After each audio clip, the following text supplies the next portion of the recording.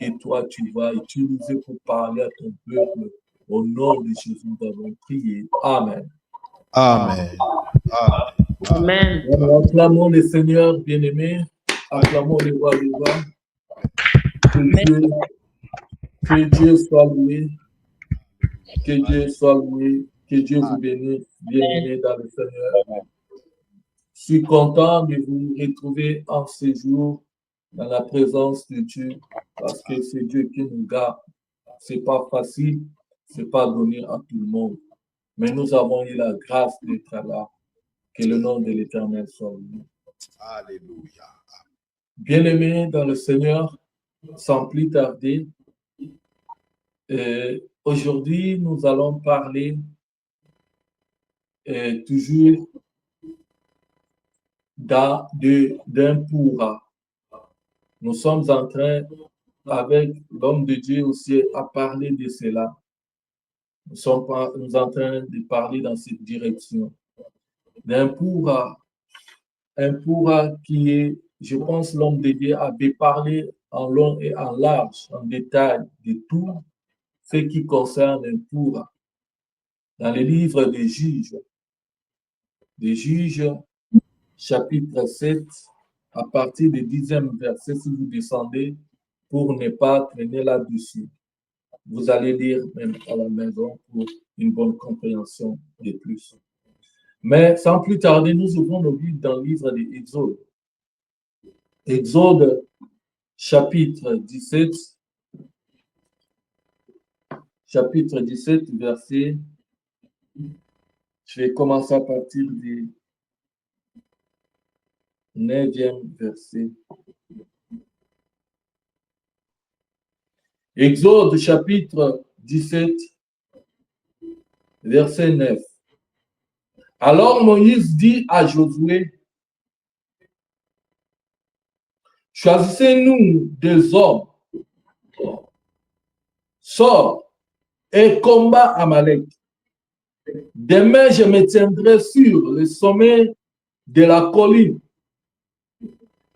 la verge de Dieu dans ma main. Josué fit ce que lui avait dit Moïse pour combattre Amalek. Et Moïse, Aaron et Hur montèrent au sommet de la colline. Lorsque Moïse élevait sa main, Israël était le plus fort.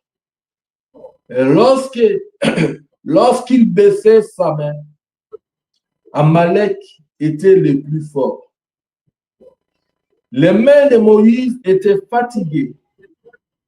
Ils prirent une pierre qu'ils placèrent sous lui et il s'assit dessus. Aaron et Hur soutenaient ses mains l'un d'un côté et l'autre de l'autre côté. Et ses mains restaient fermes jusqu'au coucher du soleil. Et Josué vainquit Amalek et son peuple au tranchant de l'épée. Amen. Gloire à Dieu. Que le nom de l'Éternel soit loué. Bien-aimés dans le Seigneur, et nous avons vu qu'avec Pourra, c'était quelqu'un que Dieu avait dit à Gédéon de lui avoir à ses côtés, celui qui devait lui accompagner. Un Pourra, c'est quelqu'un qui est placé, qui vient en aide. Et dans ce que nous venons de voir, dans Exode, nous voyons les deux personnages, Hur et Aaron, qui étaient comme des Pourra auprès de Moïse. La Bible nous dit que les enfants d'Israël étaient en guerre contre un peuple d'Amalek. Les Amalécites étaient venus pour combattre Israël. et regardez quelque chose qui s'est passé. Du fait, quand ils étaient dans la vallée, ils combattaient, mais il y a Aaron, Hur et Moïse qui étaient montés au sommet. Au sommet là-bas, ils étaient partis. D'une part, ils étaient en train de combattre en secret. Au moment où la guerre était en vallée, Josué, avec le peuple qui se tenait devant Amalek, bien aimé, mais d'une part, nous voyons aussi que Moïse était quelque part avec quelques personnes en train aussi de combattre. Leur combat était symbolique, était significatif, avait l'impact sur le plan spirituel. Ça nous montre d'une part que pour que nous puissions vaincre, même les combats qui sont physiques, des choses qui sont charnelles, des choses que nous voyons physiquement sur tout le plan de notre vie, d'abord la victoire s'obtient spirituellement. Parce que dans ce monde, c'est le monde spirituel qui commande le monde physique. C'est le surnaturel qui commande le naturel. Bien-aimé, si tu veux remporter la victoire dans ta vie, il faut d'abord aller sur le plan spirituel. Il faut aller d'abord dans la prière. Il faut d'abord aller combattre. Et quand tu combats, tu es déjà dans la victoire parce que tu es avec Jésus à tes côtés. Jésus n'échoue jamais. Dieu n'échoue jamais. Ce qui compte sur sa fidélité n'échoue jamais. Et nous devons croire et nous devons savoir que le vrai pour qui peut nous soutenir, premièrement d'abord, c'est Jésus. Le vrai pour que nous devons espérer, en qui nous devons espérer, avec toute espérance, avec toute confiance, avant d'avoir confiance à qui que ce soit qui sera à nos côtés, c'est d'abord Jésus-Christ. Comptez sur lui. Parce que c'est lui le premier pourra. C'est celui qui peut venir en aide pour vous, qui peut être avec vous, vous accompagner tout au long de votre chemin. Certaines pourras que nous pouvons avoir sur cette terre, ils peuvent avoir un moment donné, un temps périmé, un temps bien déterminé, qui pourront nous accompagner certains moments. À un temps là, si le temps là arrive, ils pourront se retirer. Et d'autres aussi qui peuvent venir dans certains domaines d'une manière ou d'une autre. Pour juste une année, 2 ans, pour quelques jours, pour un temps bien déterminé, une période. Mais celui-ci que je vous parle, Jésus, il sera un pourra pour toi, pour toute l'éternité, pour toute la vie. Qui sera à tes côtés dans tout le temps, dans tous les moments, qui va t'accompagner partout, qui sera avec toi jusqu'à la fin. De ce qui s'est passé avec Moïse, Moïse a prié et la Bible nous dit au moment où il priait, quand il élevait sa main, c'était Israël qui triomphait. C'était Israël qui avait la victoire sur Amalek. Mais il y a un certain moment où ses mains aussi étaient fatiguées. C'est tout à fait normal. En tant qu'humain, il y a un moment où on peut se fatiguer. Dans la marche, qu'on peut se fatiguer. Dans quelque chose qu'on peut faire, on peut se fatiguer. On peut avoir aussi un temps où on doit se reposer. Pourquoi? Parce que la chair ne peut pas tenir longtemps. Mais c'est ce qui est arrivé avec Moïse. Mais quand ses mains se baissaient, on constatait quelque chose, qu'il y avait Amalek qui devenait fort. qui devenait, qui prenait la victoire sur Israël. Mais il y avait les gens qui ont constaté, il y a Hur et Aaron qui ont constaté cela. Ils ont pris une pierre, ils ont mis pour que Moïse puisse s'asseoir sur cette pierre. La pierre là qui symbolisait la présence de Jésus-Christ, qui est une pierre angulaire, qui est la pierre angulaire. C'est cette pierre-là qui avait écroulé Goliath, qui avait frappé Goliath au front. C'est cette pierre-là que Jacob avait déposé ça quand il était en train de courir où son frère le poursuivait, mais arrivé quelque part, il a eu sommeil, il a mis sa tête sur une pierre. C'est là où il a une révélation, il voyait les anges qui montaient, qui descendaient. C'était Jésus-Christ. Bien-aimés, nous devons tout ce qui est à nous, bâtir tout ce qui est à nous, qui est de plus précieux et important. Tout ce qui est à nous, qui peut être prioritaire, nous devons le bâtir sur la pierre qui est Jésus. Bâtis ta maison sur la pierre qui est Jésus. Bâtis ton mariage, tes relations, tout ce que tu as sur la pierre angulaire qui est Jésus-Christ. Et quand ils ont mis une pierre comme ça, Moïse s'est assis dessus.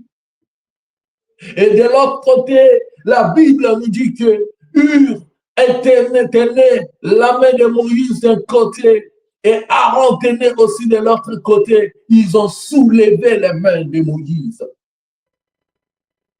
Ils ont soulevé les mains de Moïse pour que les mains de Moïse ne puissent pas s'affaiblir, ne puissent pas se rebaisser, ne puissent pas se fatiguer, mais que ça soit soutenu d'une part, afin que la victoire puisse se manifester dans les camps des enfants d'Israël. Afin que Amalek soit vaincu.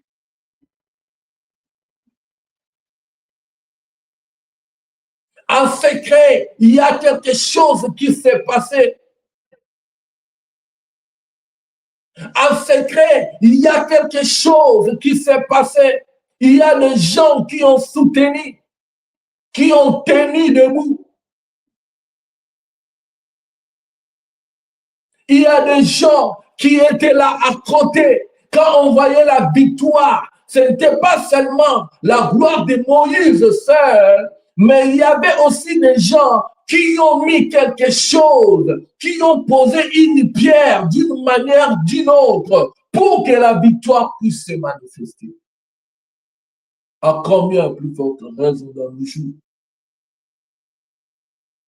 pour voir quelqu'un qui peut être soutenu par les siens, qui peut être soutenu par les gens qui ont des fardeaux, qui ont vu que nous pouvons faire aussi quelque chose pour apporter la solution. Quelqu'un qui est en train de se battre. Vous allez voir dans un couple un mari qui se bat de gauche à droite, mais la femme est incapable de venir en aide. La femme est incapable, au moment où elle a tous les atouts, elle a la possibilité d'apporter de l'aide, mais elle laisse tout peser sur son mari. Tout peser. Dans nos églises aujourd'hui, nous voyons il y a des hommes de Dieu qui ont des fardeaux, qui ont été comme des leaders, des gens que Dieu a élevés pour tenir son œuvre. Mais d'une part, quand nous voyons des failles dans leur côté pour venir apporter de l'aide, pour venir soutenir d'une manière ou d'une autre. Mais au lieu de soutenir, on ne soutient pas. Au lieu d'apporter une pierre de plus pour construire, pour tenir debout, là où nous voyons que ça peut écrouler, ça peut tomber. Mais nous commençons à critiquer, nous commençons à parler mal, nous commençons à insulter, nous commençons à critiquer, à mettre même des crocs en jambes. Il y a ceux qui mettent des crocs en jambes pour que tout puisse s'écrouler, que nous puissions tout perdre. Quelqu'un dans un foyer avec son mari, un bon foyer, un bon couple exemplaire, où tout le monde est en train d'applaudir, d'encourager ce couple. Mais tu verras une fille dans un coin qui dans son cœur, ça monte le désir d'aller. Elle ne voit pas d'autres hommes, mais elle calcule seulement l'homme de cette femme-là pour entrer là-bas, pour être la deuxième femme et détruire les foyers d'autrui.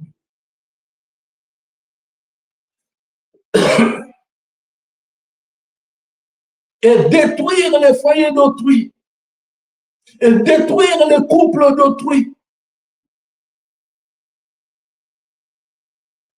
C'est ce que nous voyons.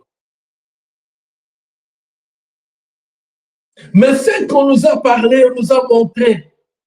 L'exemple de Hur et Aaron. Ils sont venus, ils ont tenu la main. L'autre d'un côté, l'un d'un côté, l'autre de l'autre. De l'autre côté, ils ont soutenu la main de l'homme de Dieu pour que Israël puisse avoir la victoire. Ils ont soutenu. Ils ont tenu. Parce que si Moïse était seul, il ne pouvait pas. Quel est ton rôle? De là où Dieu t'a placé, à côté de la personne que Dieu t'a placée. Tu viens pour construire ou bien tu viens pour détruire. Tu viens pour apporter un plus ou bien tu viens pour détruire, enlever ce qui a été même déjà construit. Toi, tu viens pour détruire. Tu ne sais pas les sacrifices que la personne qui a battu a su. Tu ne sais pas combien de nuits blanches qu'a traversé cet homme, cette femme. Tu ne sais pas combien elle a payé, combien de prix cette personne a payé pour arriver là où elle est arrivée. Ce n'est pas facile. Construire, c'est difficile, mais détruire, c'est tellement facile. Mais quand toi, tu es là pour détruire. Là où tu pouvais apporter un plus.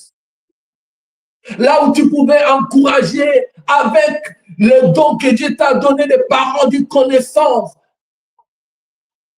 Là où tu pouvais peut-être, où quelqu'un a besoin de ta parole, de ta contribution, de ta présence même. Mais tu ne fais pas, tu n'es plus là.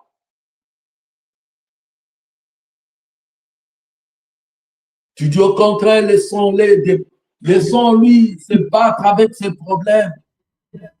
Laissons-les se battre avec ces choses. Nous allons voir, il n'ira pas loin. Il ne va pas s'en sortir.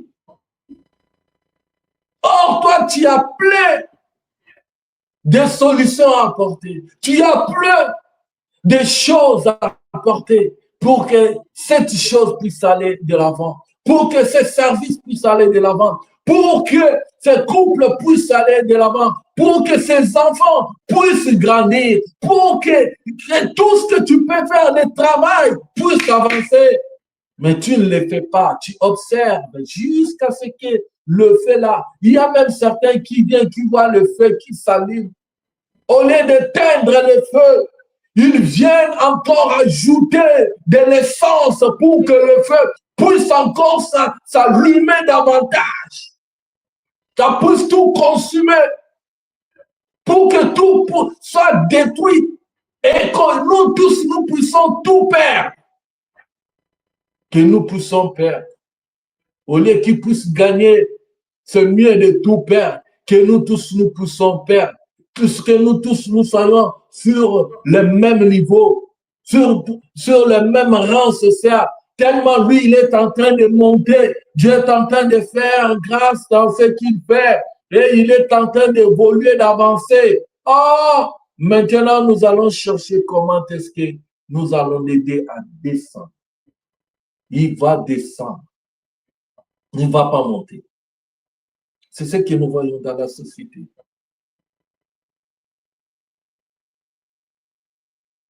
Ce que nous voyons. Une fois, je vis, ici où nous sommes, en France, il y a des magasins des Africains, il y a un Congolais qui a fait les magasins, qui vient de faire les magasins. Et là-bas, et les Congolais commençaient à vendre des choses, des Africains, combien de pondous et des choses, beaucoup de choses là. Mais à côté, il y avait aussi des Indiens qui vendaient tout ça. Mais un Congolais qui dit à d'autres personnes, il dit non, moi je ne peux pas aller là-bas acheter pour que si je lui achète, il va se gonfler. Si je lui achète chez lui, il va se gonfler, il sera un gros dos, il va se faire, il va se voir. Comme si lui, il a les magasins, tout ça, il a mis les magasins, il va s'en prendre sur nous et tout ça. Moi, je préfère aller acheter chez les Indiens, chez d'autres, les Ndibou et les autres qui sont là. Voyez un peu l'idée de ces personnes. Donc, il ne veut pas voir son frère monter dans ce business, dans ce qu'il est en train de faire. Mais c'est qu'est-ce qui lui manque peut-être qu'à un jour, l'occasion se présenter de faire mal ou bien incendier ou bien quelque chose, ou bien s'il voit quelque chose arriver à ce monsieur-là ou bien dans sa boutique. Est-ce que vous pensez qu'une telle personne peut avoir des idées de venir en aide? Non. Une telle personne ne peut pas aider.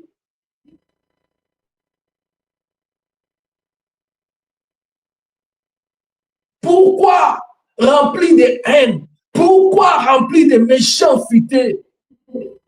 Si ton frère est élevé, il monte. Oh, gloire à Dieu. Dieu lui a fait grâce. Nous avons aussi les nôtres. Nous, quand on parle aussi des familles, de telles familles, des familles, d'une telle famille, on voit aussi les nôtres qui est aussi cité. Gloire à Dieu. C'est notre famille qui est représentée, qui est renommée. C'est notre communauté qui est représentée, qui est renommée. C'est bien pour nous aussi, nous avons aussi le nôtre qui est monté, qui est aussi considéré, qui est renommé. Mais chez nous, nous ne voulons pas ces choses. Au lieu qu'ils puissent monter, au lieu que nous puissions l'aider même à monter, pour nous, nous allons chercher comment les faire échouer, les faire rabaisser, les faire chuter, qu'ils puissent rester en bas comme tout le monde. Là, nous sommes contents. Oui, ça va. Ça y est. Il se voyait. Il était orgueilleux. Il commençait à parler n'importe quoi. Il se voyait qui? C'est ça. De telles personnes, de tels pourras. Est-ce qu'ils sont des pourras véritables? Est-ce qu'ils sont réellement des gens qui viennent pour aider, pour faire quelque chose d'une manière ou d'une autre? Amener la pierre pour construire? Non, je ne pense pas.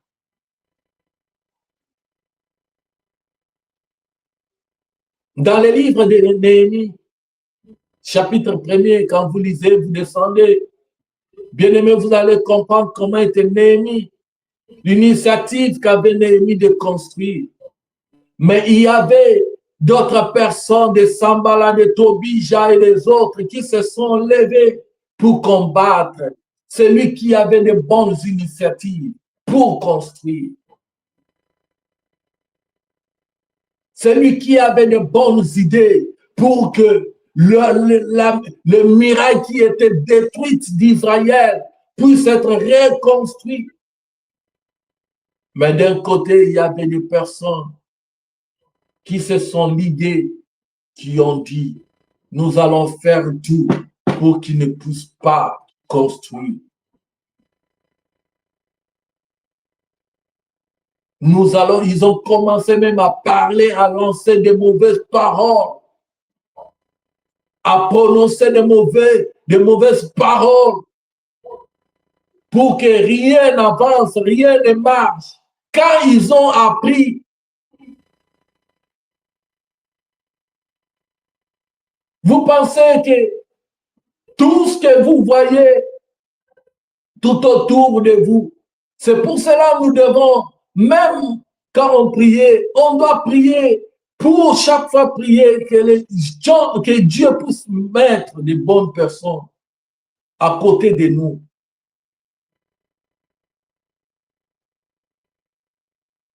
Et Dieu le fait.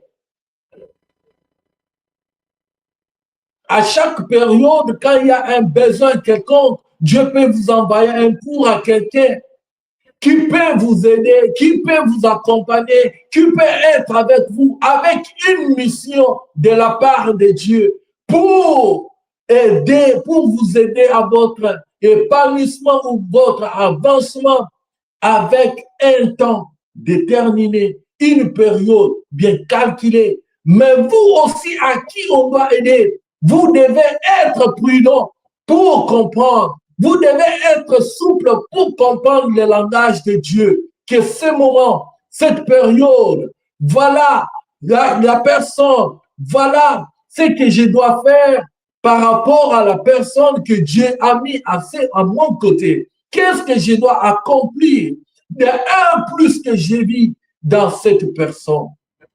Qu'est-ce que je dois faire pour ne pas passer à côté de ce que Dieu veut faire de moi?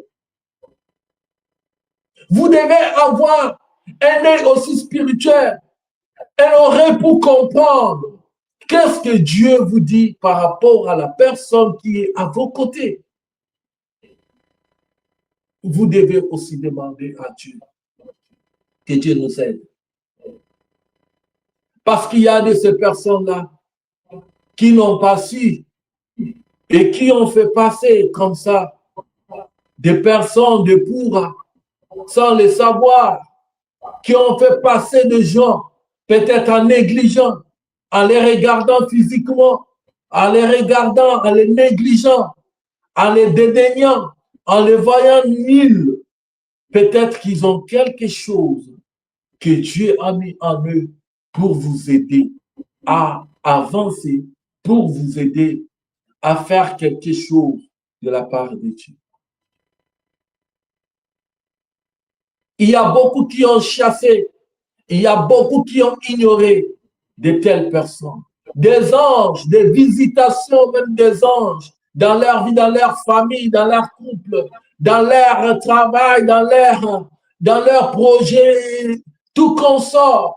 Ils les ont fait passer comme ça, sans pour autant savoir que ce sont des envoyés de Dieu. Ce sont des anges de Dieu. Je me souviens de quand Abraham, il y avait 3 personnes qui venaient pour aller consumer Sodome et Gomorrhe. Abraham les a vus passer de loin. Abraham était chez lui. Oh, il a crié, il a dit non, venez s'il vous plaît, passez un temps chez moi. Ils ont dit non, nous sommes de passage. Il les a suppliés, non, s'il vous plaît, venez passer du temps chez moi. Et après, vous allez continuer votre voyage. Venez prendre quand même un eau. Je vais vous donner de l'eau à boire. Je vais vous donner quelque chose à manger, que vous ayez la force pour continuer votre voyage. Ils ont accepté. Et c'est là qu'ils ont dit à Abraham les secrets, la mission qu'ils avaient, et là où ils partaient, la mission qu'ils avaient. Si Abraham ne les avait pas réussi, c'est là où ils ont commencé à dire à Abraham que dans cette même année, l'année prochaine, cette période de l'année prochaine, Dieu visitera ta femme. Dieu te visitera, te donnera un fils. C'est ainsi qu'ils ont dit, ils ont béni Abraham, qu'Abraham même a commencé à intercéder pour l'autre. C'est comme ça. Mais si Abraham les faisait passer, mais si Abraham ne les avait pas, n'était pas apte de les prendre, de les accueillir chez lui, est-ce qu'il pouvait connaître ces choses? Est-ce qu'il pouvait être béni? Est-ce qu'il pouvait connaître les secrets qu'ils avaient d'aller détruire Gomorrhe, Sodome, pour que son neveu soit épargné? Non. C'est pour cela, nous devons chaque fois être attentifs. Nous devons chaque fois et savoir comment est-ce que Dieu me parle. Tout cela, vous allez les maîtriser, les savoir. Si vous êtes en intimité avec Dieu, vous passez du temps avec Dieu, de telles choses, Dieu va vous alerter. L'Esprit de Dieu va vous montrer, vous dire.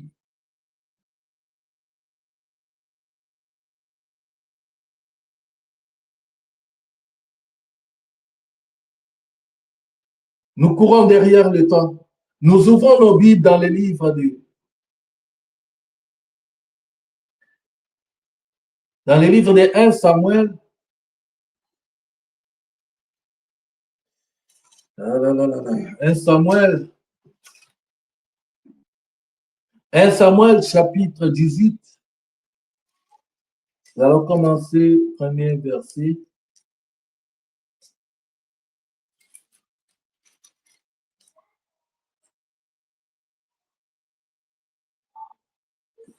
Il est écrit, David avait achevé de parler à Saoul.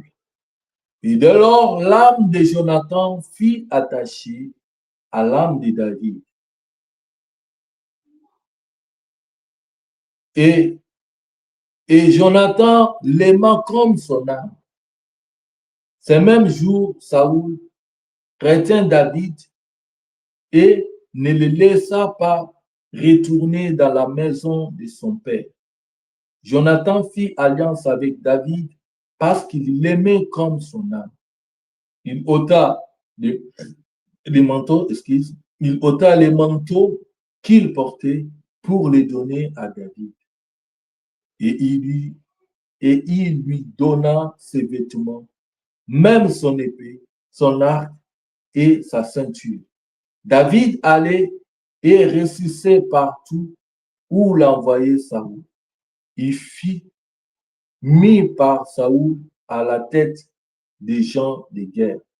Et il plaisait à tout le peuple, même aux serviteurs de Saoul. Nous ouvrons encore dans 2 Samuel. Nous sommes toujours dans Samuel. Maintenant, nous allons dans 2 Samuel, chapitre 9. Chapitre 9, verset 6.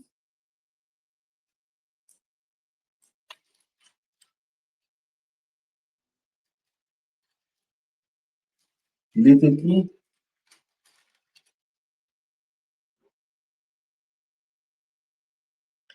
et Mephibosheth, fils de Jonathan, fils de Saoul, vint auprès de David, tomba sur sa face et se prosterna. David dit, Mephibosheth, et il répondit, mais voici ton serviteur. David lui dit, ne crains point car je vais te faire du bien à cause de Jonathan ton père. Je te rendrai toutes les terres de Saoul, ton père, et tu mangeras toujours à ma table. Il se prosterna et dit, quand ton serviteur, pour que tu regardes un chien mort tel que moi, le roi appelle Tibas, serviteur de Saoul, et lui dit, je donne au fils de ton maître tout ce qui appartenait à Saoul et toute sa maison. Tu cultiveras pour lui la terre, les terres toi, tes fils et tes serviteurs, et tu feras les récoltes afin que les fils de ton maître aient du pain à manger. Et Méphibosheth, fils de ton maître, mangera toujours à ma table. Or, Tiba avait 15 fils et 20 serviteurs. Amen.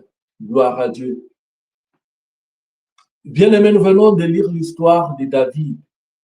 Jonathan, qui était l'ami de David. Jonathan, qui était l'ami de David. Jonathan était le fils de Saoul. Saoul qui était un roi en Israël. Mais Jonathan était un ami au point où la Bible, dans ce que nous venons de lire, dans 1 Samuel, que son âme était attachée à l'âme de Jonathan et de David. Ils étaient tellement des amis à un point tellement, dans un niveau tellement où même leurs âmes étaient tellement attachées. Ils s'aimaient d'un amour terrible. Vous vous souvenez que à tel point où David, chaque fois que Saoul complotait contre David, son fils Jonathan venait chercher David pour lui dire de ce que son père était en train de comploter contre David. Jonathan cherchait David partout.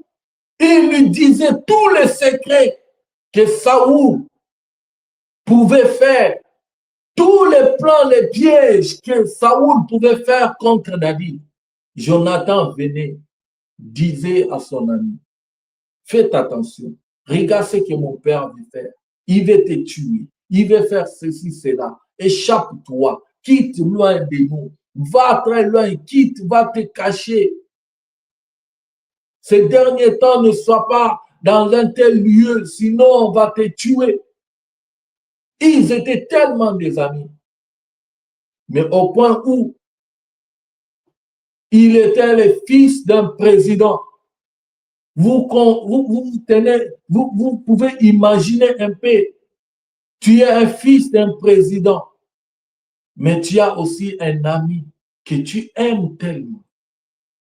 Au point où Jonathan venait, il a pris ses vêtements, il a pris l'arc, il a pris les épées, tout ça, il a donné à son ami David.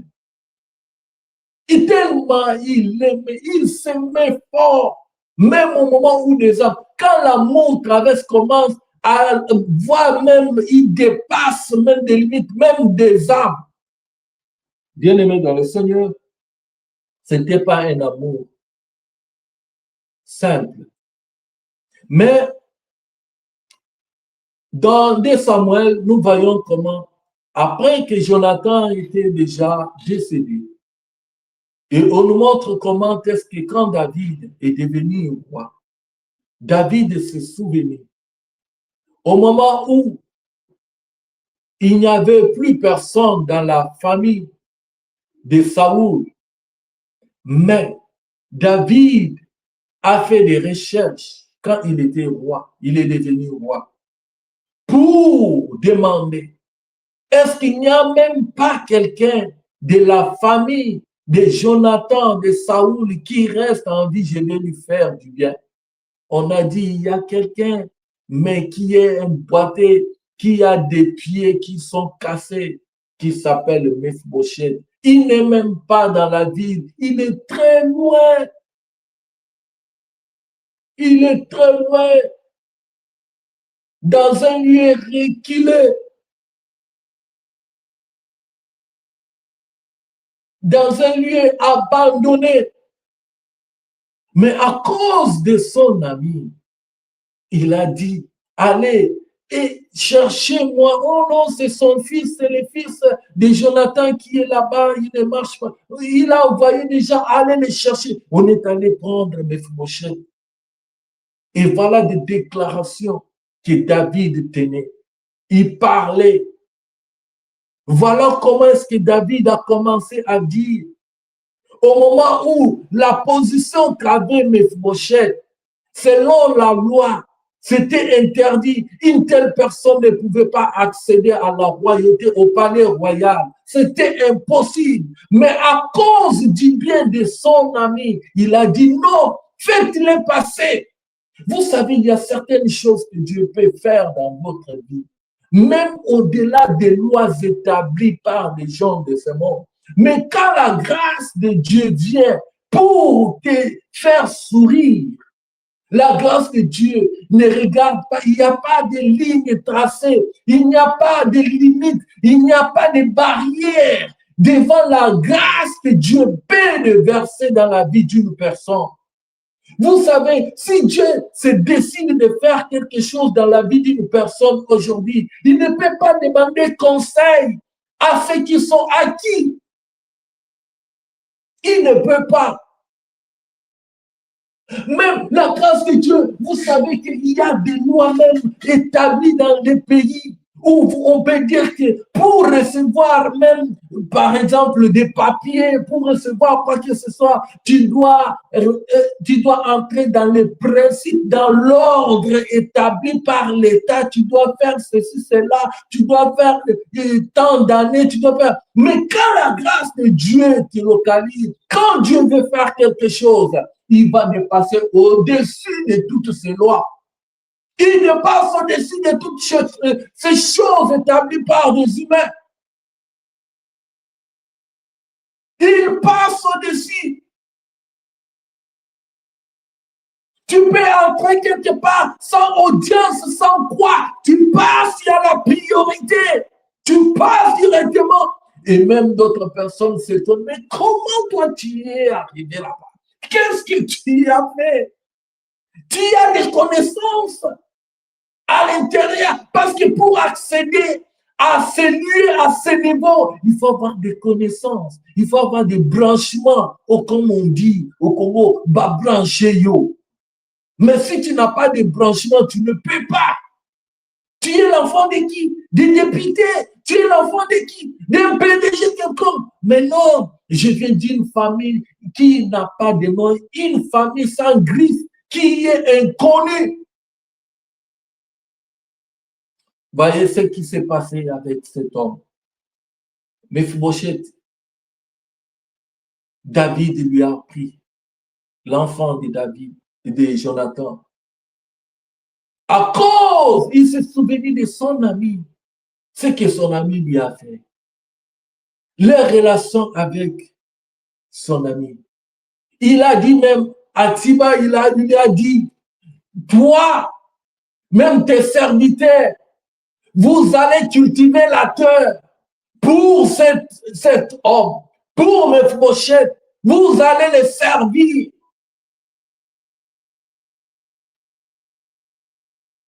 Il a pris tout ce qui était le bien de Saoul, tout ce qui était, il a dit, je vais te donner.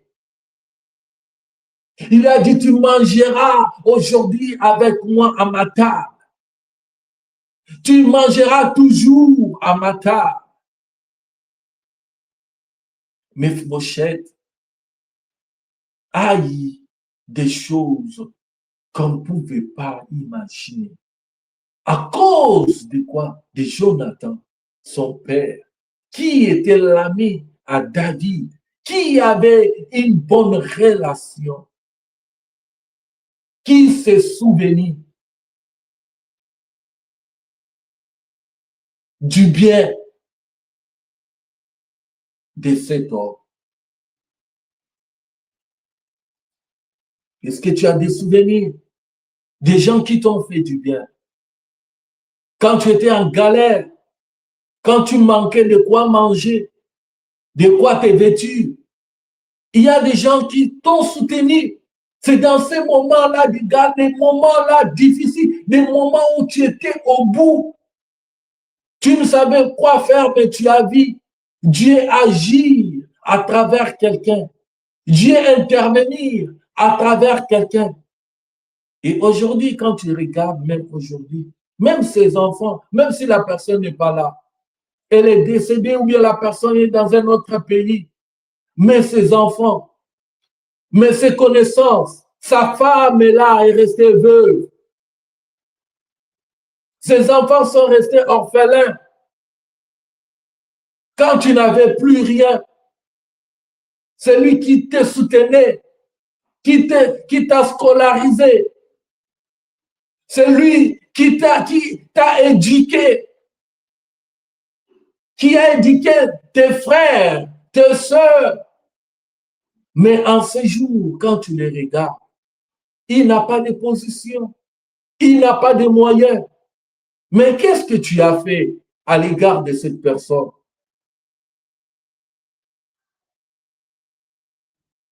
Il a été à un certain moment un pourra pour toi. Mais aujourd'hui, Dieu t'a fait sourire d'une manière ou d'une autre. Maintenant, pour ses enfants, tu ne peux pas être aussi un pourra pour eux.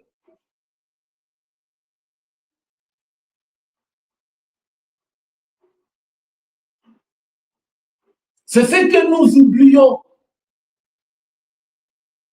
Pour enterrer la vision des autres, nous mettons tout en marche pour les faire. Maintenant, pour vous faire aussi du bien aux autres.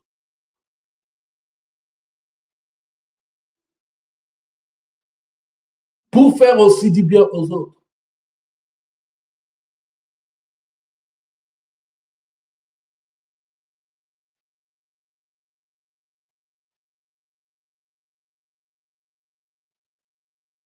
Tu as été soutenu. Tu as des possibilités, surtout sur le plan spirituel. Avec ta prière, tu peux soutenir, tu peux prier, tu peux intercéder. Dieu peut t'ouvrir les yeux. Dieu même en songe, par les songes, du problème de cette personne. D'une manière ou d'une autre, tu peux intervenir. Tu peux apporter une pierre, par même ta prière, par même tes finances, par même d'une manière ou d'une autre. Tu peux le faire.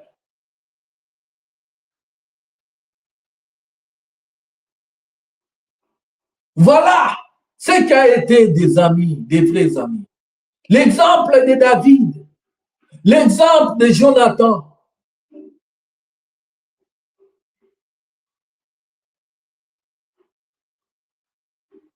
Jonathan est venu, il avait aussi une mission à jouer auprès de David. Pour un certain moment, pour un certain temps, pour une certaine période, après quoi il est décédé. Il a accompli sa mission auprès de David. David s'est retrouvé là où il est. Aujourd'hui, il est roi. Mais il a regardé en arrière. Il a regardé celui qui m'a quand même lancé l'essentiel. Là où je me retrouve, là où je suis, il y a quand même des gens qui m'ont donné même un gobelet d'eau, même un verre d'eau, qui m'ont soutenu. Si je suis aujourd'hui là où je suis, il y a quand même des gens, d'une manière ou d'une autre, il y a une personne qui a fait quelque chose, même dans les secrets, mais que je suis quand même. C'est grâce à lui, que c'est grâce à lui, parce qu'il a fait, parce qu'il a parlé. Ni t'étais lui, s'il ne parlait pas, s'il ne disait pas, s'il n'avait pas agi, je ne pouvais pas me retrouver là où je suis. Mais je regarde un peu en arrière.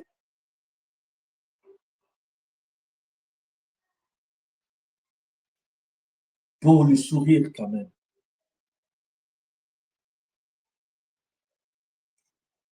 Quels amis toi tu as? C'est pas maintenant, c'est pendant l'été, des amis que toi tu as, que toi tu peux avoir, que toi tu auras, que toi tu préfères avoir, allons au parc, allons boire. Ce sont ces amis-là. Oh, nous avons organisé des pique-niques. Au pique-nique là-bas, il y a des poissons, nous allons faire ceci, cela, du boum. Oh, maintenant, oh, tellement il fait chaud, on doit aller en vacances. En vacances, quand nous allons aller, et nous allons chercher de belles meufs, donc des femmes. Oh, nous allons chercher des bons hommes. On va un peu se divertir, profiter de la vie. C'est l'été, c'est le temps des vacances. On a tellement travaillé beaucoup. C'est le temps un peu de se divertir.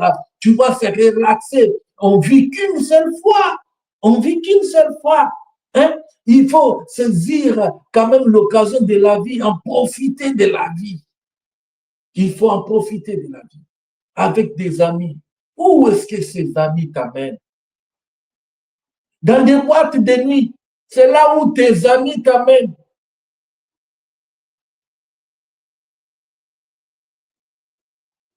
Toi, tu n'as pas des amis, des bons amis, des bonnes personnes qui peuvent être à côté de toi pour t'amener dans des bonnes choses. Pour te donner un plus, pour que tu puisses avoir quand même de meilleurs d'eux.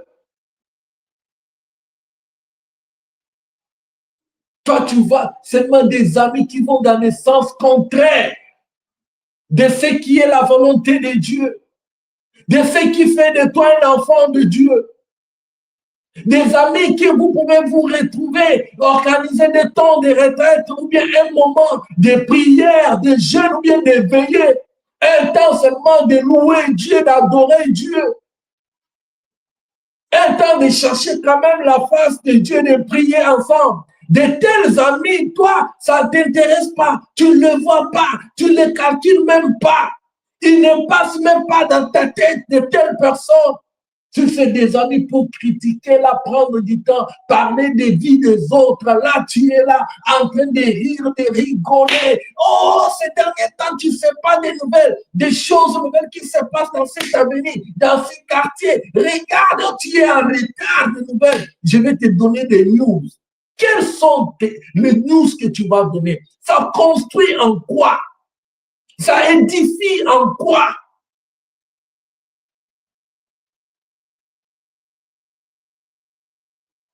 Ça sauve en quoi? Ça édifie en quoi?